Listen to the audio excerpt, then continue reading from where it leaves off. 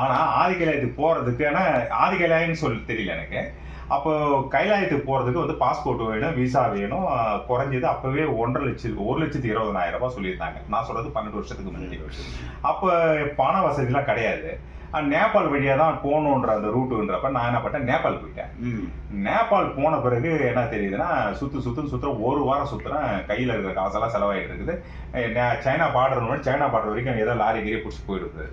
அங்கே கேட்டால் இது இல்லைங்க அது இல்லைங்கன்னு சொல்லி அழைச்சி உழைப்பு, மன உளைச்சல், ரொம்ப முடியல, உடம்பு முடியல. இப்போ டெய்லியும் எங்கே, ஏன்னா ரூம் போடலாம் பண்ண முடியாது, எங்கேயாவது ஒரு பிளாட்ஃபார்மில் தான் பண்ணுவாங்க.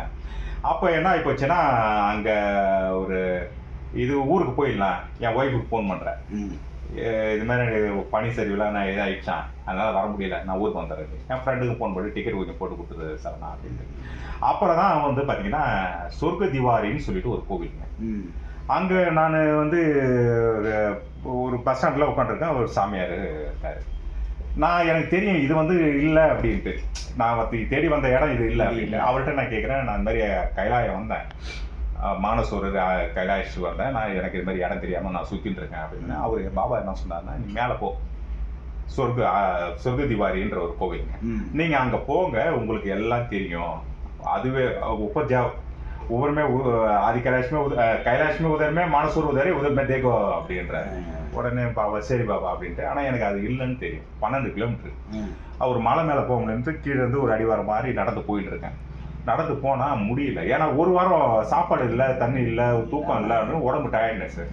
போகிறப்ப செம திட்டு, அவரை திட்டு, யோ ஏன் எனக்கு தேவையில்லாத வந்து எங்கேயா பொண்டாட்டிக்குள்ள நிம்மதியான ஒரு வாழ்க்கை ஒரு சம்பாதிக்கிறேன், எனக்கு தேவையில்லாத இந்த ஆர்வத்தை மனசுக்குள்ள உருவாக்கி என்னை பைத்தியக்கார மாதிரி ஆக்கி, ஏன்டா பைத்தியக்கார மாதிரி நான் ஆக்கிறப்போ செம திட்டுன ஒன்று. ஒரு 2 நிமிஷத்துக்கு மேலே ஏறுறா ஒரு டிராக்டர், ஜல்லு கல் மண்ணெல்லாம் அந்த பெரிய பெரிய பாறையெல்லாம் ஏற்றிக்கிட்டு அந்த கோவிலுக்கு போகுதுங்க.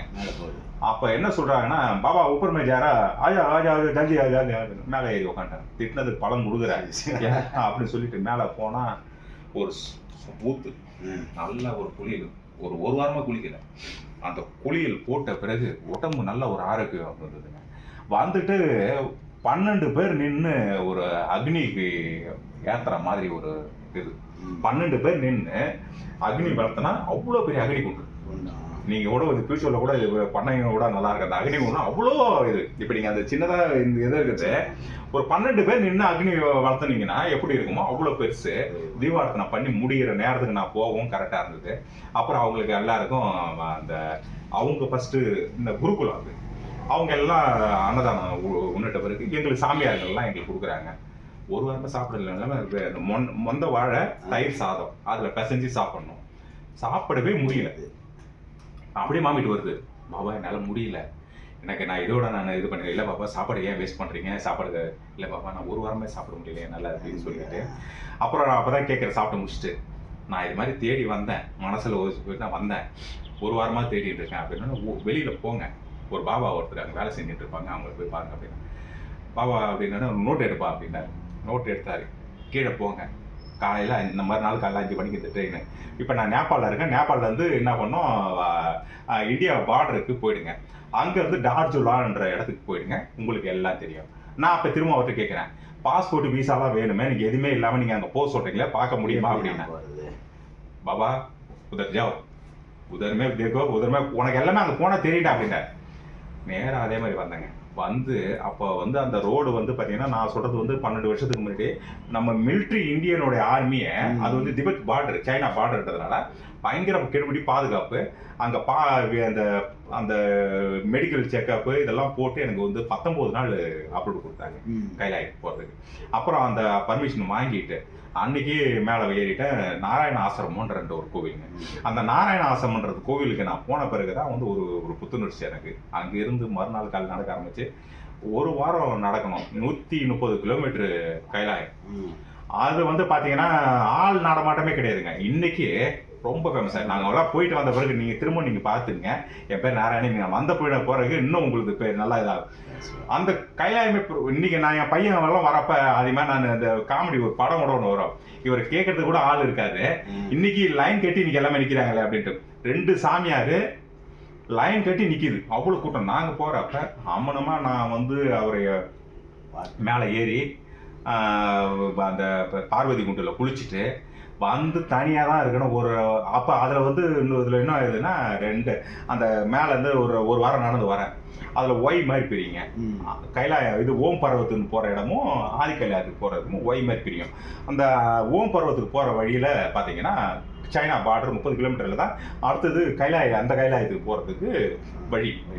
அப்போ வந்து அந்த பெரியவர் அங்கே வந்து ஆடு மேய்ச்சிக்கிட்டு இருக்காரு.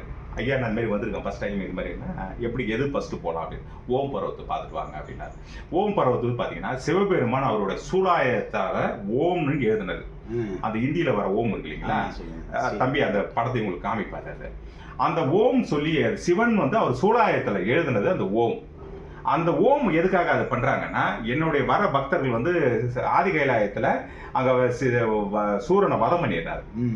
அங்க வதம் பண்ணதுனால அந்த இடம் மாசு அடைஞ்சதாகவும் அவர் என்ன பண்றாரு, பெரிய கைலாயத்துக்கு இங்க வந்துடுறாரு. என்னுடைய வீடை நான் மாத்துறேன்ற மாதிரி. அப்ப வர பக்தர்களுக்கு வழி தெரியணுன்றதுக்காக ஓம்ன்றது அம்புக்குறி போடுறாரு. அது வந்து அவ்வளவோ நேச்சுரலா, அது வந்து நீங்க வந்து இது பொய்ன்னு நீங்க இது இயற்கைன்னு சொல்ல முடியாது. நீங்க அவரு ஓம்னு எழுதுனது அந்த இது அப்படியே அந்த சோடு அப்படியே தெரியும். அந்த இது அதை பார்த்துட்டு ஓம் ஆதிகைலாயருக்கு வந்தேன்.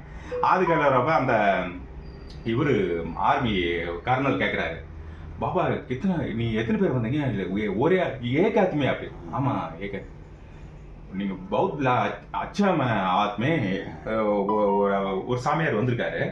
அவர் வந்து பாத்தீங்கன்னா ஒரு வாரமா இங்க உட்காந்துருக்காராம். ஏன்னா இங்க வந்து நீங்க கோவில மூடிட்டீங்கன்னா வழிய அழைக்கப்படுது. அங்க இயற்கை தான். ஆனா மேகமூட்டங்கள் மழையும் எதுவுமே இல்லாம இருந்தீங்கன்னா தான் அந்த மழையை பார்க்க முடியும். நீங்க இல்லைன்னா மேகமூட்டங்கள்லாம் வந்து பார்க்கவே முடியாது. ஒரு வாரம்னாலும் நீங்க அப்படியே உட்காந்துருக்க வேண்டியதுதான். நீங்க வந்த உடனே பாக்குறீங்க எது பாபா அப்படின்னா இதை பாருங்க அப்படின்னு அப்படியே வந்து அழுகிறேன். இதோட செத்து போனாலும் நான் பரவாயில்ல, எனக்கு நான் வந்த பிறவி பலன் நான் அடைஞ்சேன் அப்படின்ட்டு. அதனால அவருடைய அனுகிரணை இல்லாம இன்னைக்கு நம்ம பேசுறதும் அவருடைய அனுகிரணை தான். சரி, ஓம் நம சிவாய. அந்த போட்டோஸ்ல